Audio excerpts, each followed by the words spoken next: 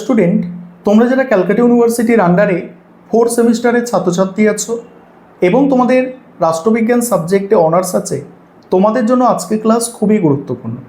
আজকে ক্লাসে তোমাদের ডিএসসিসি 8 পেপার অর্থাৎ পাবলিক অ্যাডমিনিস্ট্রেশন, এই পেপারের লাস্ট মিনিট সাজেশন নিয়ে আলোচনা করব।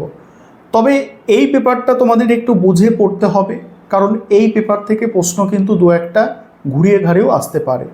তবে আমি যে সাজেশান তোমাদের জন্য দিচ্ছি স্ক্রিন রেকর্ডের মাধ্যমে আলোচনা করব, এবং তোমরা যারা ইংলিশ ভার্সানের স্টুডেন্ট আছো তোমরাও আজকে ক্লাস দেখো, কারণ সাজেশানটা ইংলিশেও থাকছে এবং আশা করি এর মধ্যে থেকে তোমরা অবশ্যই বড় প্রশ্ন সব কমন পেয়ে যাবে এবং 5 নম্বরের প্রশ্ন একটা দুটো ঘুরিয়ে ফিরিয়ে হয়তো দিতে পারে।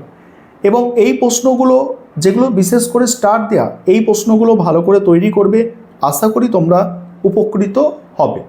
এবং এখানে একটি প্রশ্ন দেখবে আছে, বিশ্বায়ন, উদারীকরণ, বেসরকারীকরণ জনপ্রশাসনের চরিত্র কিভাবে বদলে দিচ্ছে আলোচনা করো। এটা একদম টপ মোস্ট ইম্পর্টেন্ট প্রশ্ন এবং এই প্রশ্নটা আবার ঘুরিয়ে ফিরিয়ে আসতে পারে যে বিশ্বায়ন, উদারীকরণ, বেসরকারীকরণ জনপ্রশাসনের চরিত্র কিভাবে বদলে দিচ্ছে।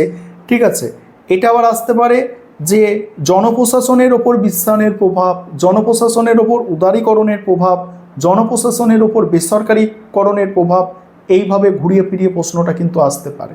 ঠিক আছে, আর তোমাদের অনলাইন কোচিং ক্লাস চলছিল, সেটা কিন্তু এখন স্টপ হয়ে গিয়েছে আর তোমাদের অ্যাডমিশান হচ্ছে না। তবে তোমরা যারা পরের সেমিস্টার থেকে অ্যাডমিশান নিতে চাইছো অবশ্যই যোগাযোগ করবে এবং তোমাদের প্রস্তুতি কেমন অবশ্যই তোমরা কমেন্টে জানাও, এবং কোনো প্রশ্নের উত্তর যদি তোমাদের আলোচনা করার দরকার থাকে সেটাও তোমরা কমেন্টে জানাতে পারো।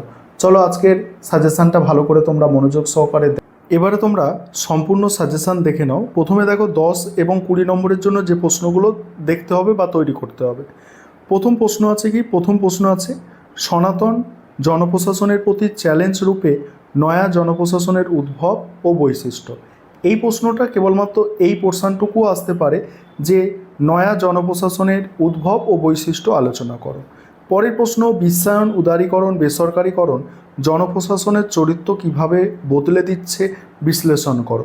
প্রশ্নটা ঘুরিয়ে আসতে পারে যে বিশ্বায়ন, উদারীকরণ, বেসরকারীকরণ কিভাবে জনপ্রশাসনের ওপর প্রভাব বিস্তার করছে, বা জনপ্রশাসনের ওপর বিশ্বায়নের প্রভাব, উদারীকরণের প্রভাব বা বেসরকারীকরণের প্রভাব, এইভাবে ঘুরিয়ে ফিরিয়ে প্রশ্ন আসবে।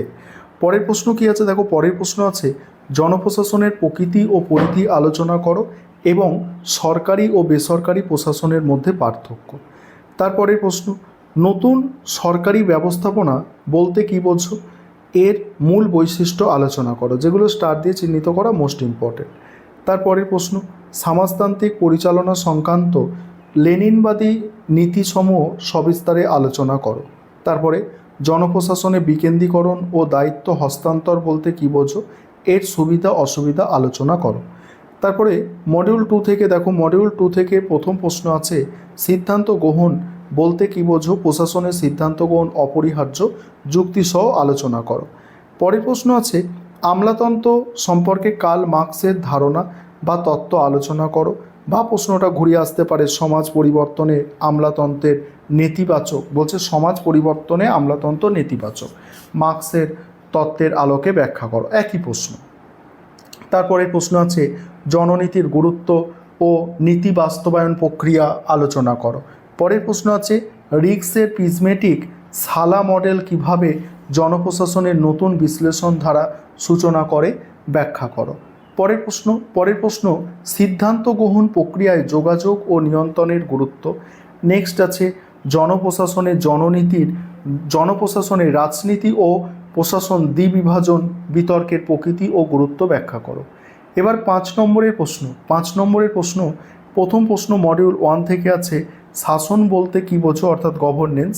তার সঙ্গেই আছে শাসন ও সরকারের মধ্যে পার্থক্য কী। পরের প্রশ্ন কি আছে দেখো, পরের প্রশ্ন আছে যে জনপ্রশাসনের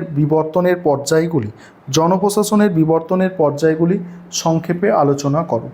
তারপরে জনপ্রশাসনের আদেশের ঐক্য বলতে কী বোঝো। নেক্সট আছে প্রশাসনিক স্তরবিন্যাস সম্পর্কে একটি টিকা লেখো। নেক্সট তুলনামূলক জনপ্রশাসনের মূল বৈশিষ্ট্য সংক্ষেপে আলোচনা করো। তারপরে দেখো সরাসরি ও পরামর্শমূলক প্রশাসন এর মধ্যে পার্থক্য, বা এটা ঘুরিয়ে আসতে পারে লাইন ও স্টাফ। ভালো করে শুনবে এবং মনে রাখবে, লাইন ও স্টাফের মধ্যে পার্থক্য, বা আসতে পারে লাইন ও স্টাফ কি। এইভাবে ঘুরিয়ে ফিরিয়ে প্রশ্ন আসতে পারে, খুব গুরুত্বপূর্ণ এই লাইন আর স্টাফ, অর্থাৎ সরাসরি বা পরামর্শমূলক প্রশাসন। তারপরে হচ্ছে ভারতীয় পরিস্থিতিতে উন্নয়ন প্রশাসনের প্রাসঙ্গিকতা আলোচনা করো। তারপরের প্রশ্ন মডিউল 2 থেকে ম্যাক্স ওয়েবারের আমলাতান্ত্রিক দৃষ্টিভঙ্গির সংক্ষেপে আলোচনা করো, বা আমলাতন্ত্রকে লোহার খাঁচা কেন বলেছেন। তারপরে পরের প্রশ্ন আছে জননীতি প্রণয়নের মূল মডেলগুলির সংক্ষেপে আলোচনা করো। পরের প্রশ্ন প্রশাসনের নেতৃত্বের ভূমিকা ও গুরুত্ব ব্যাখ্যা করো। প্রশাসনের সমন্বয় এবং দায়বদ্ধতা বলতে কী বোঝো। তারপরে আছে কি সিদ্ধান্ত গ্রহণ প্রক্রিয়ার প্রধান পর্যায়গুলি কি কি। আর শেষ প্রশ্ন আছে প্রশাসনিক যোগাযোগের প্রধান বাধাগুলি সংক্ষেপে আলোচনা করো। এই ছিল তোমাদের কমপ্লিট সাজেশন।